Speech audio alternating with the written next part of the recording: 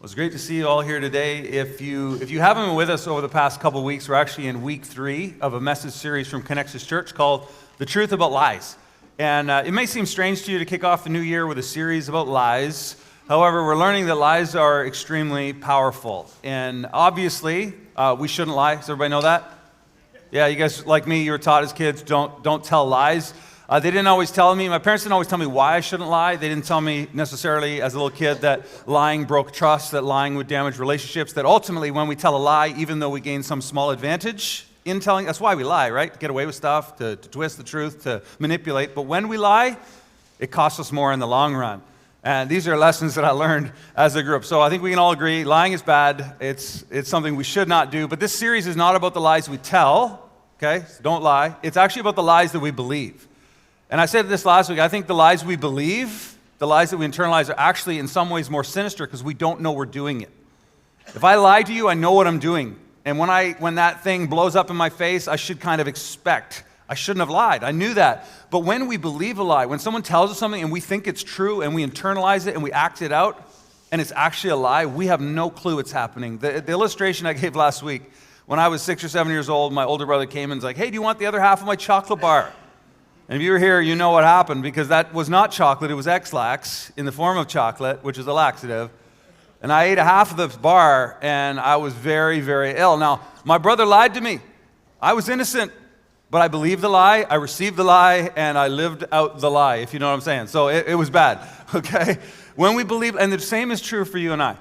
If we believe the lies that Satan whispers in our ears, it will cost us dearly. If we believe the lies, we're going to talk a little bit today about the lies of our culture.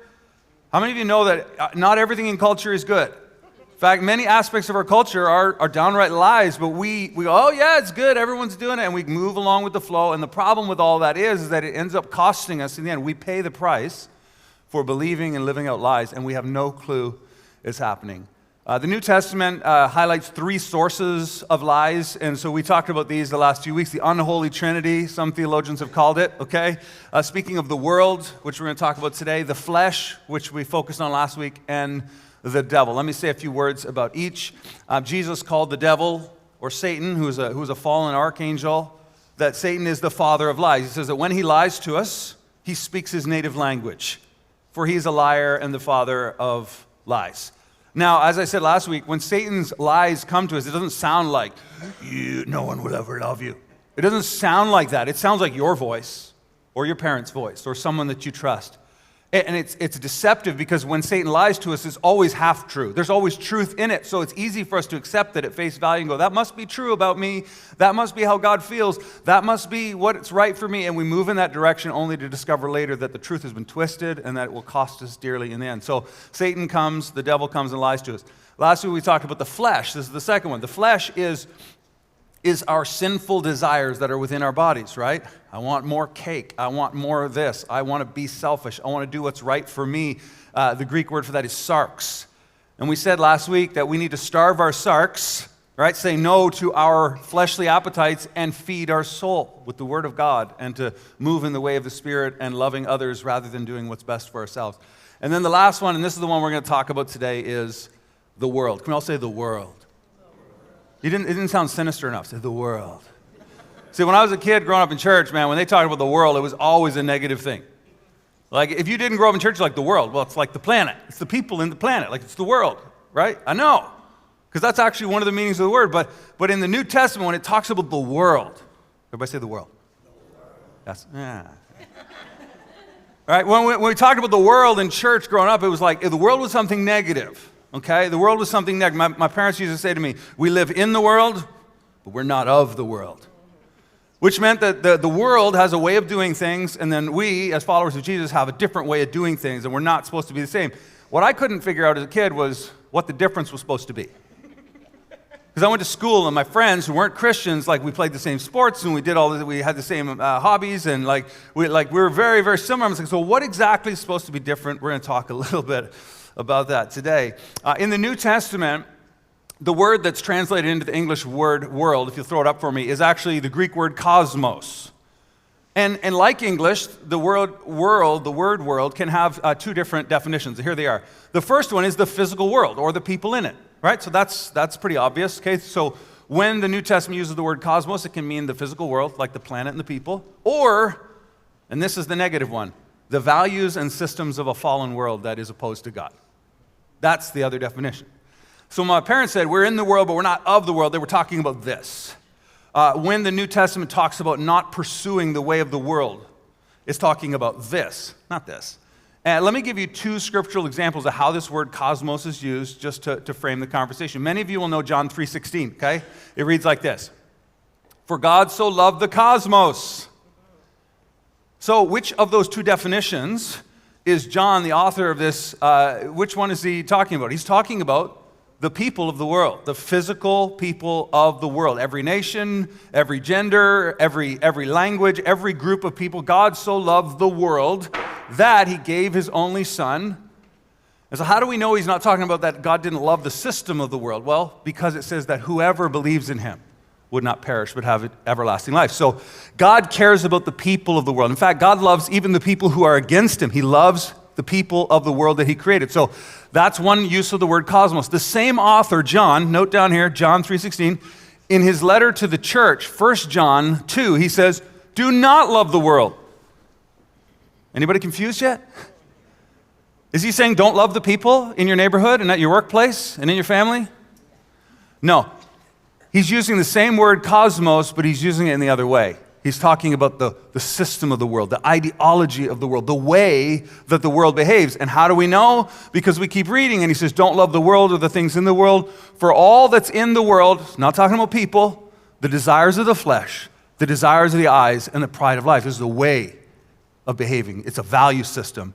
He says, these are not from the Father, but from the world. He continues and says, and the world is passing away along with its desires, but whoever does the will of God abides forever. So he's saying, God loves people of the world, but we, as followers of Jesus, are not to embrace the system, the ideology, and the way of this world. Does that make sense? You guys with me? Okay. So what we're really talking about is, where is the line between Christian culture and Canadian culture? Let's talk about that. So first you have to say, well, what is culture? I have a definition that I'll throw up just in case you're not really sure exactly what the word means. Culture can be defined as a way of life for a group of people, including values, beliefs, language, and practices. Let me give you a visual illustration. This is the one that helps me understand culture the best. How many of you have ever been swimming in a round swimming pool? You know, at first you're thinking to yourself, this is lame. It's shallow. There's no diving board. There's no slide. But one of the most fun things that you can do in a round swimming pool, anybody know what it is? Tidal wave. Yeah, that would be a good one. Inevitably, whenever you're in a round swimming pool, somebody gets the idea like, hey, let's all walk or run around the perimeter in the same direction. You create a whirlpool. And, if everyone's moving in different directions, all you get is waves. But if everyone starts walking around the outside of the pool, next thing you know, grandma gets sucked in on her floaty. And she's got her drink, and she's like she's not even doing anything. Everybody's just going in circles. And it's kind of fun. And as long as you're moving with everybody, you're in the current, you're just like bobbing along, whatever. It's easy, it's fun. Everyone's just kind of cruising around the pool. That movement of the water that's moving with the people is what I call culture.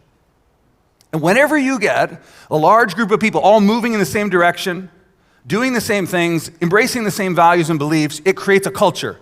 And anybody that comes into that culture gets sucked into it. If you've ever worked in a place where maybe there's 20 or 30 employees, and there's a culture of criticism, and the manager's criticizing the workers, and the workers are criticizing the manager, and even if you're not a critical person, most of us are, if we're honest, but even if you're not a critical person, if you're in that environment very long, guess what happens to you? You start being critical. That's the power of culture. It's like a pull. When everyone's moving in the same direction, you start getting sucked in. And so this works in two ways. You can go to your high school, you can be in your workplace, your family. Did you know that your family has a culture? Then when people walk into your home and spend time with your family, they feel the pull of your culture. If you have a tidy culture, they feel it. You put your plate down, everyone's like, you're gonna leave that there? Right? Like there's a culture, it's just pulling. But we can also create positive culture. That's a sermon for another time. We can have a culture at Pathway Church when we show up that people are like, we worship God, we serve and love one another, we forgive. And anybody that comes into this place and starts hanging around and rubbing shoulders with Pathway people, they go, man, I don't know, I just find myself forgiving people. Why? Because I'm just getting sucked into the culture that is created here by community people who have shared values, beliefs, etc. So we live in a world that has a culture. And here's some mom wisdom, okay? My mom used to say this, just because everyone's doing it doesn't make it right. But Mom, everyone's going to the overnight party in the hayloft. It's like, no, just because everyone's doing it doesn't make, Mom, it's just a belly button ring. It's not a big deal. Hey, I know I'm 15, Mom, but I want a giant hawk tattooed on my back. Just because everyone's doing it doesn't make it right. And then she would say something like this, if all your friends were jumping off a roof, would you do? And I'd be like, no, although I had jumped off a roof because I felt the pressure. My friends were all doing it, right into a swimming pool. It was very dangerous. Don't do that. Just because everyone's doing something doesn't make it right. By the way, consensus does not always equal correct. I got a little slide there. Consensus does not make something correct. And, if we think back through in history, we live in a world right now, we live in a democracy, right, which it sort of means that, like, rules change and the system changes as the people change, right? Because we vote in people and we vote on, and laws are passed and all of this in our democratic society. What we fail to realize is that just because everyone agrees that something right doesn't make it right. It's interesting to me how much culture has changed, even in my lifetime. When I was a kid, if you were caught with marijuana, you could be charged. It was illegal. Now it's sold in every corner. Now, you can argue whether that's good or bad. I don't know. The point I'm trying to make is things that in one generation are wrong, in the next generation are right. In one generation, everyone's like, don't do that. In the next generation, it's being celebrated. So who's right? Which generation was correct? Do we always assume that the latest model is the best? I don't know. When I look back on history, I see things. I have had the opportunity to spend time talking with some folks who lived in Germany during World War II. And there was a Nazi party that came into power, and they began to espouse ideas. And some of those ideas and some of the things they did were good for the people, and others were sinister. And without knowing it, the whole population started to move in a direction, and all of a sudden atrocities were made possible because of ideology that had come in place, and people moved in a direction. Same thing happening with communism. And of course, we, in the 2024, we look back and like, if we were there, it would have been totally different. But we weren't in the swimming pool. We weren't getting sucked down the lazy river by the current, right? Because we weren't there. So if I was in Nazi Germany, I would have been hiding Jews in my basement. Really? I don't know. The point is there's a culture, and culture is constantly changing. And my question is the culture that we currently have in Canada, is the culture that we currently have, is it correct? I don't know. The thing about culture is that there are always aspects to culture that are good. Like we have freedom and equality, some of these things that we have. We're starting to think about our environment and taking care of the world around us. These are all good things, but there's also some really negative aspects of our culture. For example, in our culture, there's this idea that you can set your own identity and decide who you can be God. That's the idea. You can be God. And I think 50 years, 100 years from now, historians will look back and be like, what were they thinking? But we don't even notice it because we're just being sucked along. You with me? Okay? And so who's to say that we're correct? And here's the bigger question. How do we as Christians, how do we know when to draw a line in the sand and be like, I go this far, no further?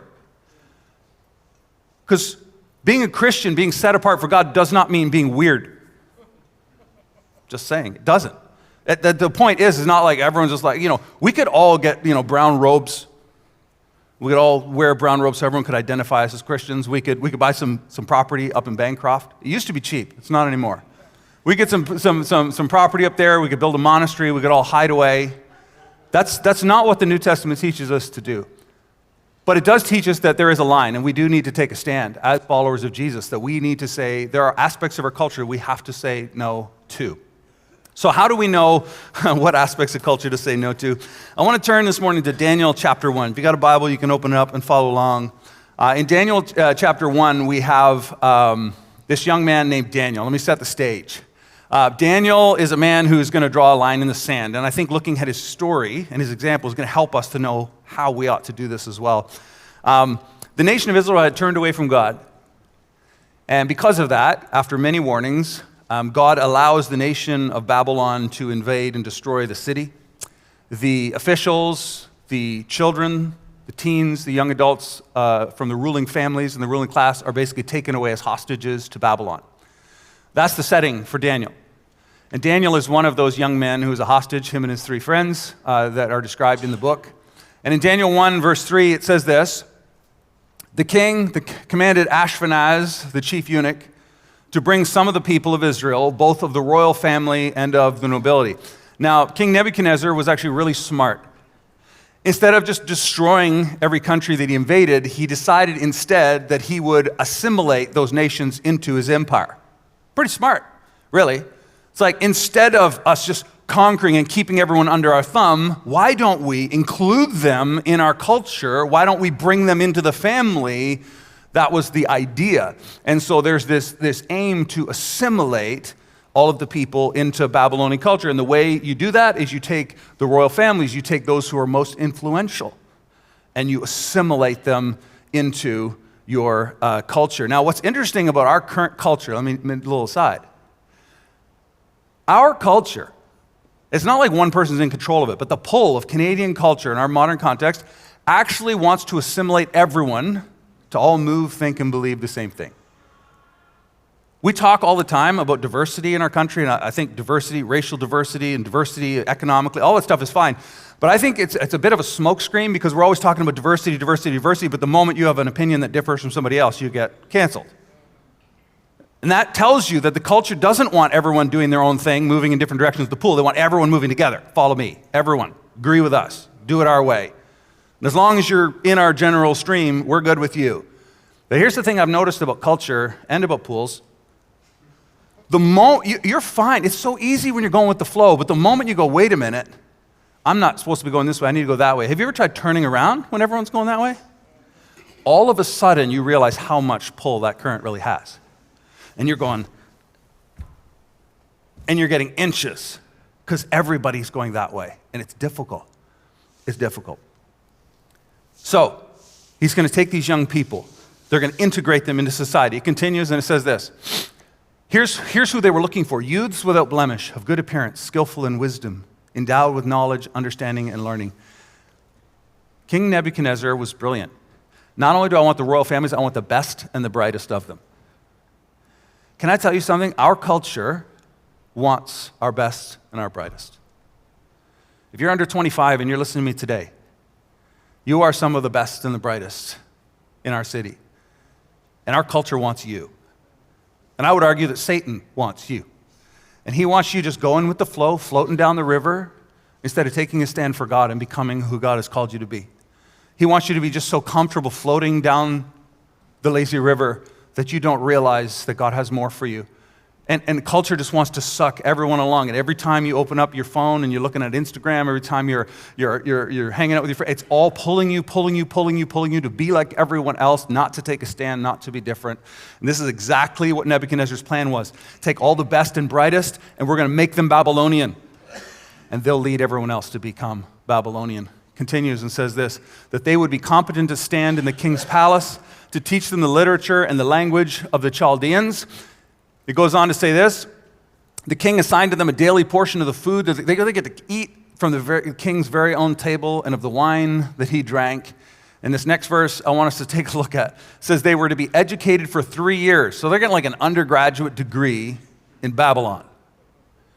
Right? They're being trained. They're being indoctrinated in Babylonian history, religion, politics, language. Every aspect of Babylon, they're just being trained for 3 years straight.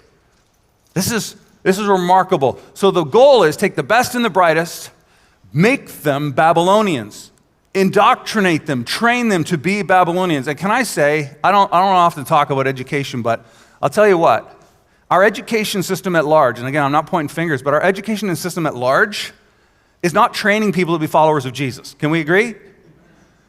It's like, this is what culture says, this is what's being pushed down the chain and what we're supposed to teach, and we're teaching that. And I thank God every day, because my kids are in the public system.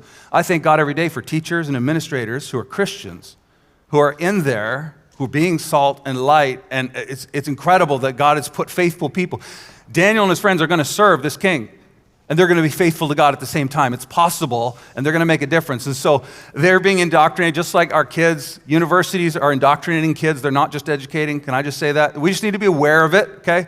Okay, so that's what's going on for 3 years, and at the end of that time, they're going to stand before the king. And then it tells us who was there. Among these were Daniel, who we know who he is, and then we have Hananiah, Mishael, and Azariah of the tribe of Judah. Like, who are they?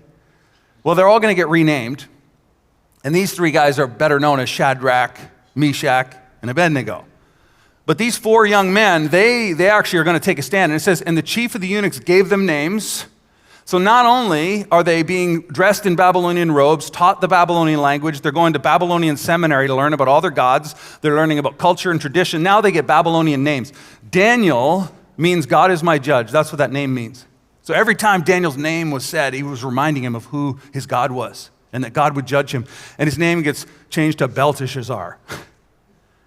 And Bel was the god of the Babylonians. So now, instead of a name that reminded him of his God, he's getting a name that reminds him of a false god. And the same is true for his friends. Hananiah he called Shadrach, Meshach, and Azariah is called Abednego. So they want to change their clothes. They want to change their culture, change their language, even changing their names.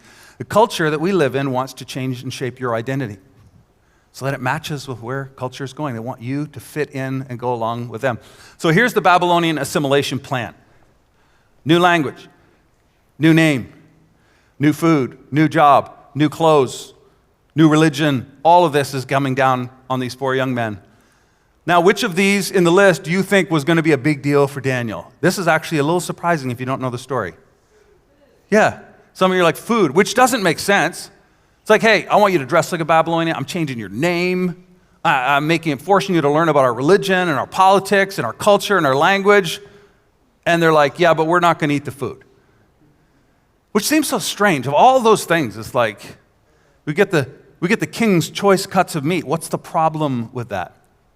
Why does Daniel and his friends draw the line here? And the answer is super simple. Because none of the other things that they were forced to do required them to violate the law of God. The Bible doesn't say you can't wear Babylonian clothes. It doesn't say you can't wear bell-bottoms. You shouldn't. It does not say, thou shalt not wear a mullet, but I highly recommend against it. So there are aspects of culture that we're just indifferent about. It doesn't matter. But there are some things that really do. And in this case, the reason why the food was such an issue was because the law of God for the nation of Israel stated 2 things. Number 1, there were certain types of meat they weren't to eat, pork, etc., right? That they were bound to as good young Jews. The second thing, and maybe even the more significant one, is that all the food that the king ate, specifically the meat, had first been offered and sacrificed to Bel, the god of Babylon. And they were forbidden to eat food that had been sacrificed to idols. And so Daniel's like, for me to do that, I would have to compromise something that I cannot compromise, for I must be faithful to God's word. And the question that remains for you and I is, what are the things that our culture is asking of us that violate God's word? Here's the problem. You won't know what they are unless you're opening this book and reading it for yourself. You won't know what they are unless you read the words of Jesus, unless you read the New Testament, unless you know precisely what it is that Christians are to do and not do. So here's what happens. Daniel resolved that he would not defile himself with the food or with the wine and the drink. Daniel goes, hey, I'll wear your clothes, I'll go to your classes, I'll learn your language, but I can't eat your food. Now, he's not a jerk about it, which I think Christians should take a lesson from. Okay? Because sometimes Christians are like, "Rah!" and we make a big scene. It says this, it says, therefore he asked that the chief allow him not to defile himself. And they come up with a plan, like, we'll do a test, we'll eat the food that God tells us to eat, and all the other guys can eat this king's food, and we'll see. But here's what I want you to see. Here's what happens. It says this, and God gave Daniel what? And compassion in the sight of the chief of the eunuchs. So, there isn't a person here who does not want the favor of God. But what I need you to understand is that God's favor doesn't come on Daniel and his friends until after they take a stand. Everybody wants favor. Nobody wants to take a stand. When your friends are all saying, we're going in this direction, and you're like, you know what? I can't go with you. I can't participate in that behavior. And they're like, why? You're such a goody two, you're this or that. You're like, because I cannot do that without dishonoring my God. and disobeying his command. There has to be a line somewhere that you don't cross. And here's the thing, the moment you draw a line in the sand and say, I'm not going there, I'm not doing that, I'm not saying that, I'm not using my body in that way, the moment you say that, you turn into that current and you begin to feel the pressure. And it is there when we take a stand for what is right and true that we truly experience the favor of God on our lives. I want to read to you a passage that's found in John 17. Jesus, before he's betrayed and goes to the cross, he has a specific conversation with his disciples, and he prays for them. And he says he prays for us, those who would come after his disciples. Here's what it says in John 17, verse 14. I've given them your word. Jesus is like, this is what they need most, and I've given them your word. He continues, and the world hates them because they do not belong to the world. Now again, he's not talking about the people of the world, he's talking about the culture and the system. They're going to be different, just as I do not belong to the world. He continues, he says this is really important. I'm not asking you to take them out of the world, but to keep them safe from the evil one. He's like, I'm not praying that all the Christians would separate and be distant or even taken out of the earth and gone to heaven. He's like, what I want is them to be there, but not to be like them. And then he says, they do not belong to this world any more than I do. And then he says this, make them holy by your truth and teach them by your word, which is truth. I saw a study recently from Barna, and it was talking specifically about the millennial generation, which, forgive me if I'm wrong, but I think it's kind of 20 to 40, somewhere in that range, the millennial generation. The millennial generation is really the first generation that kind of grew up tech savvy with phones and internet as part of their life as teenagers. And it was saying that the millennial generation, the number of hours, I think I wrote it down here somewhere, but the number of hours that the millennial generation would spend on, here it is, 2,800 hours a year consuming digital content. And only 153 hours of that, about 1.5%, Christ-based. So here's the crazy thing, and regardless of what generation you're from, if we spend all of our time listening to the news, listening to the culture, instead of in God's word, which do you think will prevail? Right? Culture is a powerful force. If you go, I'm just chilling. No, you're not chilling, you're floating downstream. That's what happens. And so we have to take a stand. And we have to take a stand on his word. Here's how Jesus finishes this statement. He says, they need your word. Your word is truth. Just as you sent me into the world, I'm sending them into the world. And so we see that Jesus actually teaches that we are set apart from the world. Everybody say from the world. So we're supposed to be different. Absolutely, there are some things that are different about Christians, and we're set apart for the world. He says, as you've sent me into the world, so I send them. How many of you even know, if you read about Jesus' life, how he came into the world? He came into the world and served those who hated him. He prayed for those who despitefully used him. He sacrificed his life. He healed the sick. He fed the hungry. And so there's an aspect of our Christian faith that is standing against the culture and another that is influencing and for the world and the people in it. So I've got a little image of the world. Here it is, okay? There's the world. Some of you recognize it. And there's sort of three aspects. There's three aspects here that I want us to consider today as we begin to wrap up. The first is that we are to contrast the culture of this world. Can you guys agree with me? That doesn't mean you dress weird, but it means that when it comes to what God has said, we are not going with the culture. We will go against the flow of culture in those areas. So there's contrast. If there is no difference between you and the people in your school or the people in your work, if you behave and act in the same way and there's no different and you're violating God's law, there's no contrast. You are no longer salt and light. Jesus says if salt has lost its flavor, it's useless. It just be trodden underfoot. So we must contrast the world. The second thing, we must contribute to the world. Sometimes Christians, they love contrast. They love to hide away. They want to be in a monastery. They only go to Christian events. They only hang out with Christian people. They have no non-Christian friends. There's no contribution to the community around them. We can just hide out in Bible studies all week long instead of coaching Little League or joining a parent-teacher association or getting out in your community and making friends with people that aren't Christians, making a difference, serving others, not making everything about yourself. So we've got both contrast and contribution, and the third one is presence. Jesus was criticized a lot for just being present. He would show up and he would have dinner with tax collectors and prostitutes and the religious people of his day who were all about contrast. You're a teacher of the law. You should be separate from them. And Jesus is like, it's the sick that need a doctor. So I'm going to be present. Now, Jesus affirmed his love for those people who were sinners. He affirmed their value, but he never affirmed their behaviors. Jesus' life was in stark contrast to the people he hung out with, but he was not afraid to be present with them.